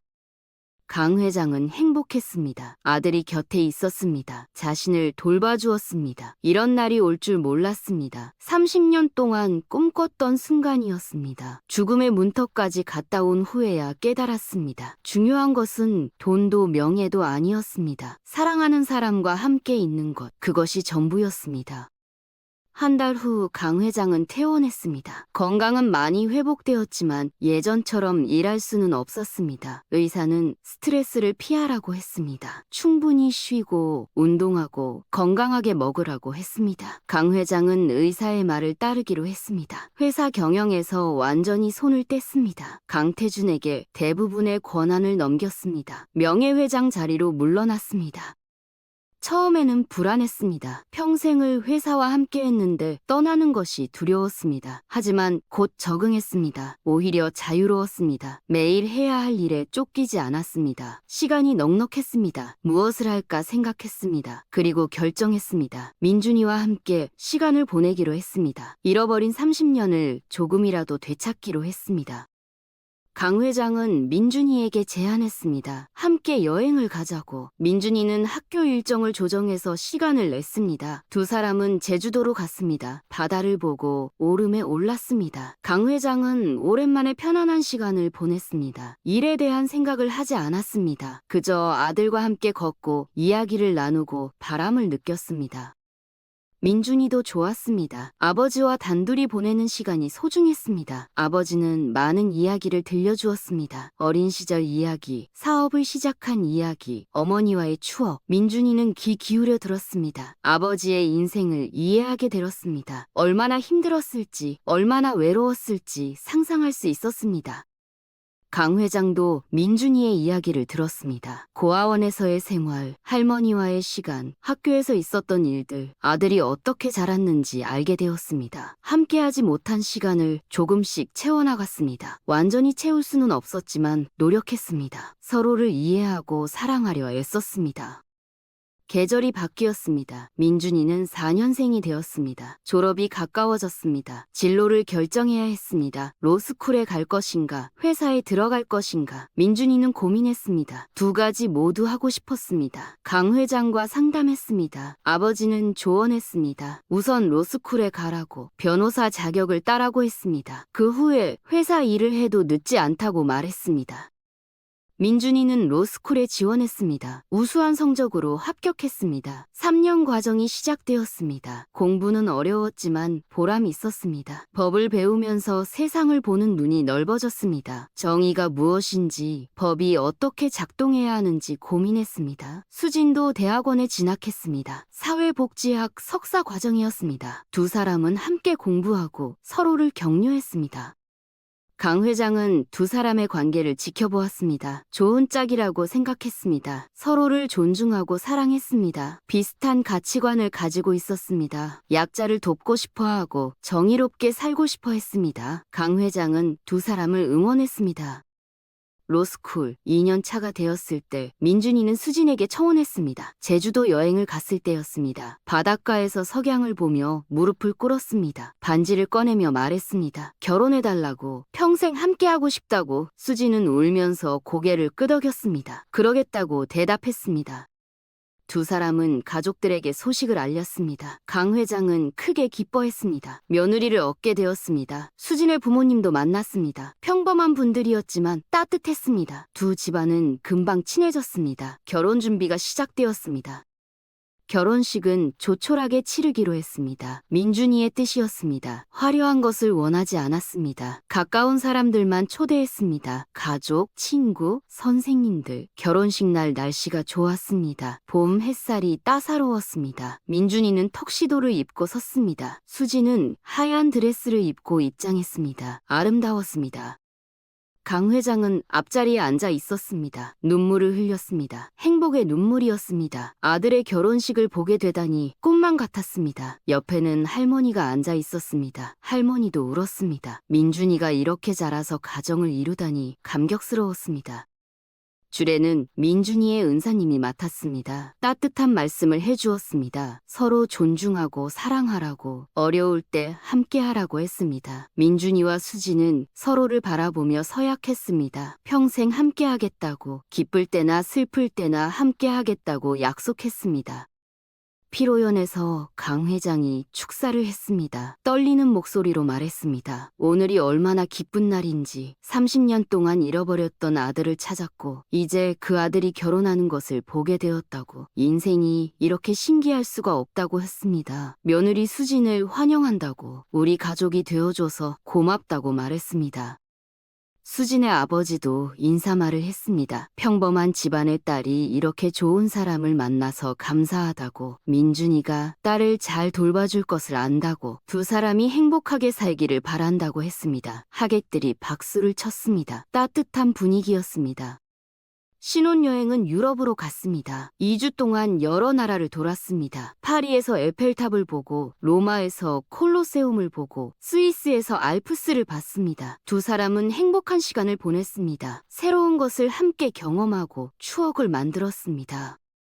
돌아와서 신혼집에 들어갔습니다. 강 회장이 마련해준 아파트였습니다. 크지 않지만 아늑했습니다. 두 사람은 집을 꾸미고 일상을 시작했습니다. 민준이는 로스쿨을 계속 다녔고 수지는 복지관에서 일을 시작했습니다. 평범하지만 행복한 생활이었습니다.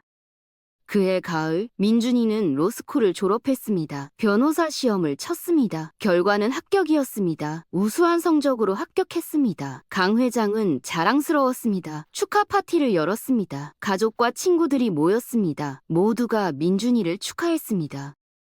변호사가 된 민준이는 선택을 해야 했습니다. 로펌에 들어갈 것인가, 공익 변호사가 될 것인가, 회사에 들어갈 것인가. 민준이는 고민 끝에 결정했습니다. 당분간 공익 변호사로 일하기로 했습니다. 어려운 사람들을 돕고 싶었습니다. 그것이 자신이 법을 공부한 이유였습니다. 강 회장은 아들의 선택을 존중했습니다. 실망하지 않았습니다. 오히려 자랑스러웠습니다. 돈과 지위보다 의미를 선택한 아들이 대견했습니다. 지원하겠다고 약속했습니다. 필요한 것이 있으면 언제든 말하라고 했습니다. 민준이는 공익법률센터에서 일을 시작했습니다. 소송 비용을 낼 수 없는 사람들을 도왔습니다. 부당하게 해고된 노동자, 사기를 당한 노인, 학대받는 아이들. 민준이는 그들을 위해 싸웠습니다. 힘들었지만 보람 있었습니다. 승소할 때마다 기뻤습니다. 누군가의 삶이 나아지는 것을 보는 것이 좋았습니다. 수진도 복지관에서 열심히 일했습니다. 어려운 가정을 방문하고 상담하고 필요한 지원을 연결해 주었습니다. 두 사람은 비슷한 일을 하고 있었습니다. 약자를 돕는 일, 저녁이면 집에서 하루 이야기를 나눴습니다. 서로의 일을 이해하고 격려했습니다. 2년이 지났습니다. 어느 날 수진이 민준이에게 말했습니다. 아기가 생겼다고, 임신했다고 했습니다. 민준이는 놀라고 기뻤습니다. 아버지가 된다는 것이 실감나지 않았습니다. 하지만 동시에 설렜습니다. 두 사람은 강 회장에게 소식을 알렸습니다. 강 회장은 큰 기쁨을 감추지 못했습니다. 손자를 보게 된다니 꿈만 같았습니다. 그는 80이 되어 있었습니다. 건강은 괜찮았지만 나이가 많았습니다. 손자를 볼 수 있을지 걱정했었는데 이렇게 소식을 들으니 감격스러웠습니다. 할머니도 기뻐했습니다. 증손자를 보게 된다고 좋아했습니다. 임신 기간 동안 강 회장은 수진을 극진히 돌봤습니다. 몸조리 잘하라고 당부했습니다. 좋은 음식을 보내주고 병원에 함께 가주었습니다. 초음파 사진을 보며 감격했습니다. 작은 생명이 자라고 있었습니다. 자신의 증손자였습니다. 봄이 되었습니다. 수진이 출산했습니다. 순산이었습니다. 건강한 사내 아이였습니다. 민준이는 아기를 안았습니다. 작고 따뜻한 생명이었습니다. 처음으로 아버지가 되는 순간이었습니다. 눈물이 났습니다. 이 아이를 잘 키워야겠다고 생각했습니다. 자신이 받은 사랑을 물려주어야겠다고 다짐했습니다. 강 회장이 병실에 왔습니다. 증손자를 보러 왔습니다. 아기를 안는 순간 그는 울었습니다. 80평생 많은 것을 경험했지만 이런 감정은 처음이었습니다. 자신의 핏줄이 이어진다는 것, 잃어버렸던 아들을 찾았고 그 아들이 가정을 이루었고 이제 손자가 태어났습니다. 기적 같은 일이었습니다. 아기의 손을 펼쳐보았습니다. 작고 보드라운 손이었습니다. 강 회장은 자신의 손과 민준이의 손을 나란히 놓고 비교했습니다. 세 대의 손이었습니다. 할아버지와 아버지의 손에는 달 모양의 흉터가 있었습니다. 하지만 아기의 손은 깨끗했습니다. 아무런 흉터가 없었습니다. 강 회장은 웃었습니다. 좋았습니다. 이 아이는 고통 없이 자랄 것입니다. 사랑받으며 자랄 것입니다. 아기의 이름은 준서로 지었습니다. 준수하게 자라라는 의미였습니다. 강 회장은 증손자를 무척 아꼈습니다. 매일 집에 들러 아기를 보았습니다. 안아주고 노래를 불러주고 재웠습니다. 아기는 증조 할아버지를 좋아했습니다. 강 회장의 품에서 잘 잤습니다. 시간이 흘렀습니다. 준서가 돌이 되었습니다. 잔치를 열었습니다. 가족과 친구들이 모였습니다. 아기는 건강하게 자라고 있었습니다. 밝고 웃음이 많았습니다. 강 회장은 증손자가 자라는 모습을 보며 행복했습니다. 자신의 인생이 헛되지 않았다고 느꼈습니다. 할머니는 90을 넘겼습니다. 건강은 많이 약해졌지만 정신은 또렷했습니다. 민준이는 여전히 자주 찾아갔습니다. 준서를 데리고 가서 할머니에게 보여주었습니다. 할머니는 아기를 보며 기뻐했습니다. 민준이가 이렇게 훌륭하게 자라서 가정을 이루고 아이까지 낳았습니다. 자신이 했던 일이 보람 있었다고 느꼈습니다. 어느 가을날 할머니가 조용히 눈을 감았습니다. 95세였습니다. 고통 없이 잠들듯 갔습니다. 민준이는 깊은 슬픔에 잠겼습니다. 자신을 키워준 은인이었습니다. 친할머니보다 더 큰 사랑을 주었던 분이었습니다. 장례는 정성껏 치렀습니다. 많은 사람이 조문을 왔습니다. 할머니가 도왔던 사람들, 국밥집 단골들, 동네 사람들 모두가 할머니를 기억하고 그리워했습니다.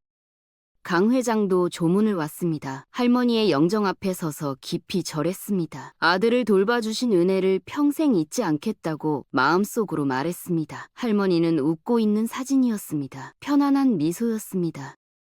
할머니가 떠난 후 민준이는 국밥집을 어떻게 할지 고민했습니다. 문을 닫을 수도 있었지만 아까웠습니다. 할머니의 손맛이 담긴 곳이었습니다. 많은 추억이 있는 곳이었습니다. 민준이는 결정했습니다. 국밥집을 유지하기로 했습니다. 하지만 새롭게 단장했습니다. 깨끗하게 리모델링하고 직원을 고용했습니다. 할머니의 레시피는 그대로 유지했습니다.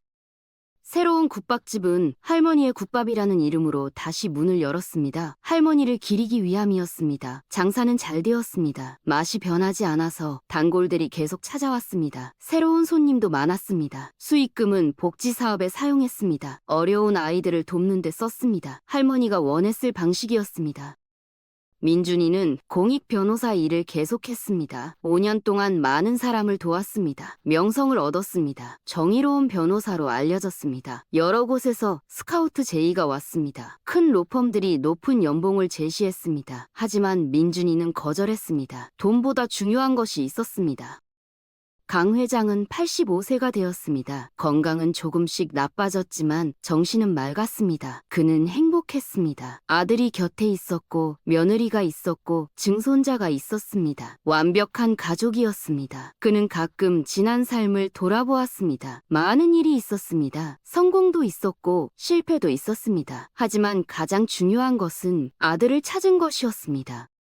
어느 겨울날 저녁 가족이 모두 모였습니다. 강 회장과 민준이, 수진과 준서, 강태준과 그의 가족 모두 할머니의 국밥에서 만났습니다. 옛날 할머니가 끓이던 그 국밥을 먹었습니다. 맛은 비슷했지만 완전히 같지는 않았습니다. 할머니의 손맛은 독특했으니까요. 하지만 그 정신은 이어지고 있었습니다.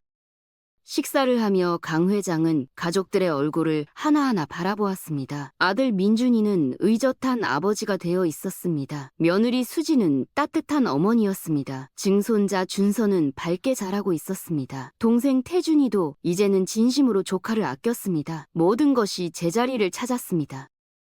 밖에는 눈이 내리기 시작했습니다. 하얀 눈송이가 창문에 부딪혔습니다. 강 회장은 그 풍경을 바라보았습니다. 35년 전 그날도 눈이 내렸을까? 사고가 났던 그날, 이제는 기억이 흐릿했습니다. 하지만 중요하지 않았습니다. 과거는 지나갔고 지금이 중요했습니다. 준서가 증조 할아버지에게 다가왔습니다. 작은 손으로 강 회장의 무릎을 잡았습니다. 할아버지 하고 불렀습니다. 아직 말이 서툴렀지만 또렷했습니다. 강 회장은 아이를 안아 올렸습니다. 가볍고 따뜻했습니다. 아이는 웃었습니다. 순수한 웃음이었습니다. 그 순간 강 회장은 깨달았습니다. 이것이 인생이라는 것을 잃어버리고 찾고 또 이어지는 것, 고통도 있지만 기쁨도 있는 것, 끝이 아니라 계속되는 것. 자신은 곧 떠나겠지만 아들이 있고 손자가 있습니다. 그들이 계속 살아갈 것입니다. 그것으로 충분했습니다. 민준이는 아버지를 바라보았습니다. 아버지의 얼굴에는 평화가 있었습니다. 평생 처음 보는 표정이었습니다. 모든 짐을 내려놓은 것 같았습니다. 민준이도 웃었습니다. 아버지를 찾아서 좋았습니다. 비록 늦었지만 함께할 수 있어서 감사했습니다. 밤이 깊어갔습니다. 가족들은 천천히 자리에서 일어났습니다. 집으로 돌아갈 시간이었습니다. 강 회장은 민준이의 차를 탔습니다. 준서는 뒷좌석 카시트에서 잠들어 있었습니다. 차가 천천히 움직였습니다. 눈 덮인 거리는 고요했습니다. 강 회장은 창밖을 바라보았습니다. 하얀 세상이었습니다. 아름다웠습니다. 그는 조용히 말했습니다. 행복하다고. 민준이는 백미러로 아버지를 보았습니다. 자신도 행복하다고 대답했습니다. 두 사람은 더 이상 말이 필요 없었습니다. 침묵 속에서 서로를 이해했습니다. 집에 도착했습니다. 준서를 침대에 눕혔습니다. 아이는 잠결에 뒤척이다가 다시 잠들었습니다. 민준이는 거실로 나왔습니다. 강 회장은 소파에 앉아 있었습니다. 잠이 오지 않는다고 했습니다. 민준이도 옆에 앉았습니다. 강 회장이 말했습니다. 후회 없다고. 아들을 찾아서 행복했다고. 비록 30년이 걸렸지만 결국 찾았다고. 그것으로 충분하다고 했습니다. 민준이는 아버지의 손을 잡았습니다. 감사하다고 말했습니다. 자신을 찾아줘서 사랑해줘서 고맙다고 했습니다. 두 사람의 손에는 같은 흉터가 있었습니다. 달 모양의 작은 흉터. 35년 동안 그들을 이어준 표시. 이제 그 흉터는 아픔의 상징이 아니었습니다. 사랑의 증거였습니다. 포기하지 않은 아버지의 집념, 그리고 운명의 신비로움을 보여주는 기적의 표시였습니다. 세월은 계속 흘렀습니다. 준서는 자랐고 강 회장은 더 나이가 들었습니다. 88세가 되었습니다. 건강이 많이 나빠졌습니다. 이제는 거동이 불편했습니다. 침대에서 보내는 시간이 많아졌습니다. 민준이는 매일 아버지를 찾아갔습니다. 회사 일도 서서히 맡기 시작했습니다. 강태준과 함께 경영에 참여했습니다. 공익 변호사 일은 주말에만 했습니다. 어느 봄날 강 회장이 민준이를 불렀습니다. 할 말이 있다고 했습니다. 민준이는 아버지의 침대 옆에 앉았습니다. 강 회장은 천천히 말했습니다. 이제 시간이 얼마 남지 않은 것 같다고, 몸으로 느낀다고 했습니다. 민준이는 아니라고 했습니다. 아직 오래 살 거라고. 하지만 강 회장은 고개를 저었습니다. 그는 유언을 남겼습니다. 재산에 대한 것이 아니었습니다. 그런 것은 이미 정리되어 있었습니다. 그가 남기고 싶은 것은 다른 것이었습니다. 잘 살라고, 행복하게 살라고, 일에만 매달리지 말라고, 가족을 소중히 하라고. 그것이 가장 중요하다고 했습니다. 민준이는 울었습니다. 약속하겠다고 말했습니다. 아버지의 말을 잊지 않겠다고 했습니다. 강 회장은 미소 지었습니다. 그리고 마지막으로 말했습니다. 너를 찾아서 정말 행복했다고, 30년을 기다린 보람이 있었다고, 고맙다고 말했습니다. 그날 밤 강 회장은 평화롭게 눈을 감았습니다. 90을 바라보는 나이였습니다. 긴 인생이었습니다. 많은 것을 이루었고, 많은 것을 잃었고, 많은 것을 되찾았습니다. 마지막은 행복했습니다. 가족에 둘러싸여 편안히 갔습니다. 장례식에는 수천 명이 찾아왔습니다. 각계각층의 사람들이 조문했습니다. 모두가 강 회장을 기억했습니다. 훌륭한 사업가, 자선가, 그리고 무엇보다 아들을 30년 동안 찾아 헤맨 아버지로. 민준이는 영정 앞에 서서 문상객들을 맞이했습니다. 눈물이 마를 날이 없었지만 의연했습니다. 아버지가 원하는 모습이었습니다. 장례를 마치고 민준이는 일상으로 돌아왔습니다. 슬픔은 있었지만 삶은 계속되었습니다. 준서를 키우고 수진과 함께 살고 일을 했습니다. 회사를 이끌고 가끔 공익소송을 맡고 봉사활동을 했습니다. 아버지가 바랐던 대로 균형 잡힌 삶을 살려고 노력했습니다. 준서는 자라서 초등학생이 되었습니다. 밝고 건강한 아이였습니다. 민준이는 아들에게 자신의 이야기를 들려주었습니다. 어떻게 할아버지를 만났는지, 그 기적 같은 이야기를. 준서는 눈을 반짝이며 들었습니다. 그리고 물었습니다. 아빠의 손에 있는 흉터 이야기를. 민준이는 손등을 보여주며 말했습니다. 이것은 특별한 표시라고, 가족을 이어준 표시라고, 비록 고통에서 시작되었지만 결국 사랑으로 이어졌다고 설명했습니다. 준서는 이해한 듯 고개를 끄덕였습니다. 세월이 더 흘렀습니다. 민준이도 나이가 들었습니다. 50대가 되었습니다. 머리에 흰 머리카락이 섞였습니다. 하지만 여전히 열정적이었습니다. 회사를 잘 이끌었습니다. 아버지와 삼촌이 이룬 것을 더욱 발전시켰습니다. 하지만 방향은 조금 달랐습니다. 더 윤리적이고 더 지속 가능한 경영을 추구했습니다. 강태준도 은퇴했습니다. 회사를 완전히 민준이에게 넘겼습니다. 후회는 없었습니다. 조카가 자신보다 더 잘할 것이라고 믿었습니다. 실제로 그랬습니다. 민준이는 훌륭한 경영자가 되어 있었습니다. 강태준은 평화로운 노후를 보냈습니다. 준서도 자라서 대학생이 되었습니다. 의학을 공부했습니다. 의사가 되어서 사람을 돕고 싶다고 했습니다. 민준이는 아들을 지원했습니다. 하고 싶은 것을 하라고 격려했습니다. 준서는 성실하게 공부했습니다. 아버지를 닮았습니다. 어느 겨울날 민준이는 혼자 어머니의 묘지를 찾았습니다. 오랜만이었습니다. 무릎을 꿇고 인사했습니다. 그리고 말했습니다. 어머니, 저 잘 살고 있어요. 아버지 약속 지키고 있어요. 준서도 잘 크고 있어요. 걱정하지 마세요. 바람이 불어왔습니다. 나뭇잎이 흔들렸습니다. 마치 어머니가 대답하는 것 같았습니다. 민준이는 한참을 그렇게 앉아 있었습니다. 마음이 평화로웠습니다. 저녁이 되어 집으로 돌아왔습니다. 수진이 저녁을 준비하고 있었습니다. 준서는 공부하고 있었습니다. 평범한 일상이었습니다. 하지만 그 평범함이 소중했습니다. 민준이는 깨달았습니다. 이것이 행복이라는 것을, 사랑하는 사람들과 함께 있는 것, 평범한 하루를 함께 나누는 것. 그날 밤 민준이는 서재에 앉아 오래된 사진첩을 펼쳤습니다. 거기에는 많은 사진이 있었습니다. 아버지와 함께 찍은 사진들, 할머니의 사진, 가족 사진들, 각각의 사진마다 이야기가 있었습니다. 한 장 한 장 넘기며 추억에 잠겼습니다.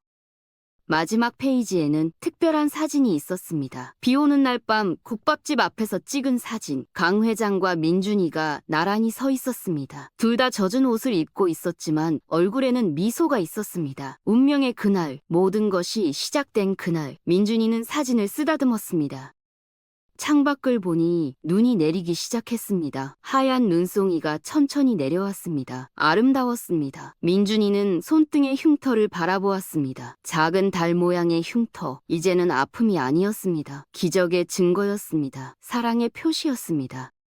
그는 조용히 중얼거렸습니다. 감사하다고, 모든 것에 감사하다고. 그 흉터가 있어서, 그날 비가 와서, 아버지가 그 가게에 들어와서 모든 우연에 감사했습니다. 그 덕분에 자신이 누구인지 알게 되었습니다. 가족을 찾았습니다. 사랑을 배웠습니다.